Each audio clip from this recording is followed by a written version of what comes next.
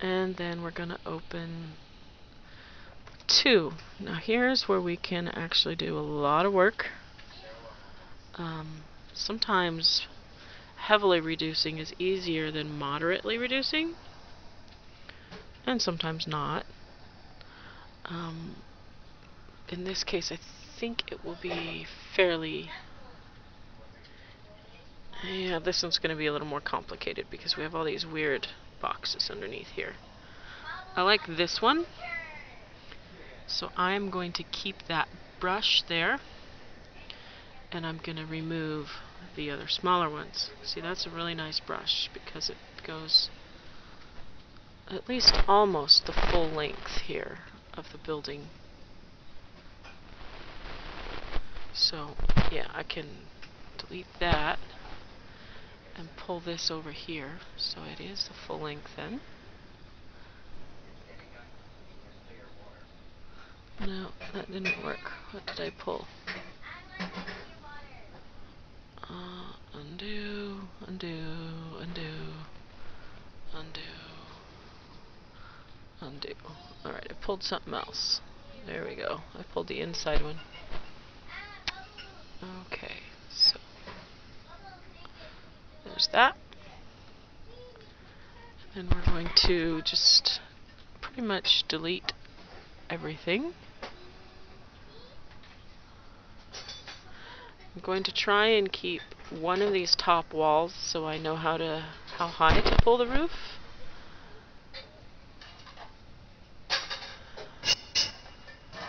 But I am basically going to delete everything because we want as few polygons as possible for the lowest level of detail. So we just go through and delete, delete, delete.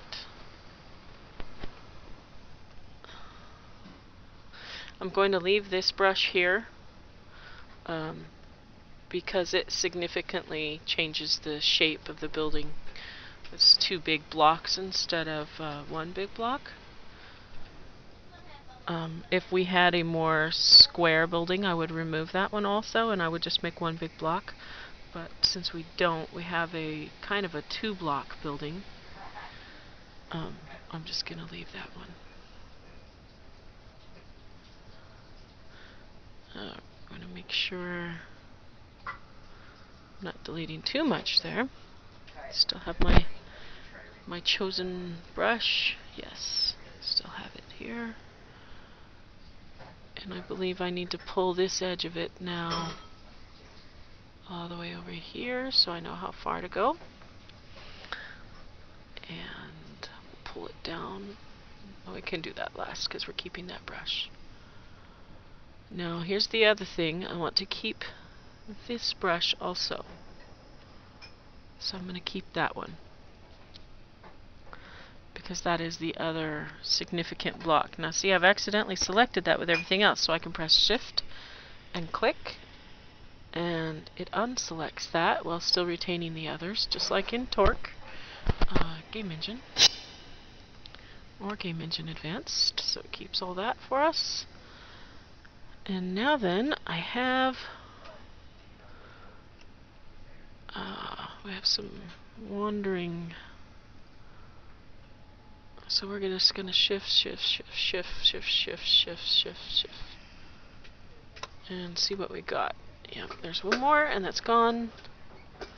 Okay, now then, we switch to faces again. We're going to come down here. First thing we're going to do is pull this down till it's flush with the other one. And we can move this forward so that it's not inside the wall there. Don't want to create any unnecessary anomalies possible. I might have pushed it a little too far. Nope, it's about right. And then we pull it up because we want it flush with the roof. It's basically going to simulate the whole building with the roof. We do this before we pull it across so that it's easier to select that brush and remove it, because we're not going to leave that brush there. We're just keeping it there for measurement purposes. Now we're done with that, so we can remove that. Select this face again and adjust our perspective so we can pull this across like so. And now we have what I believe is a very nice low level of detail. And we can check the entities. I'm going to change this to 10 minimum pixels because we only want it to show when it's 10 pixels high. And we save. We double check our others, make sure those still look good, and that one still looks exactly the same as when we started. We check the entities on that. We're going to drop that down to 150 so that it will show up when the building is 150 pixels, and hopefully we'll reduce some popping. And we save again, and now then we can export as legacy TGEA diff, which is what we need for our game. You can export it to whatever you need for your game. And I'm going to choose the folder this is in, and I'm going to choose the name, and it asks if I want to replace it, and yes, I do. So I say OK, and I can see here that it's adjusting the level of detail for me, and I say OK. And it exports, and we're done.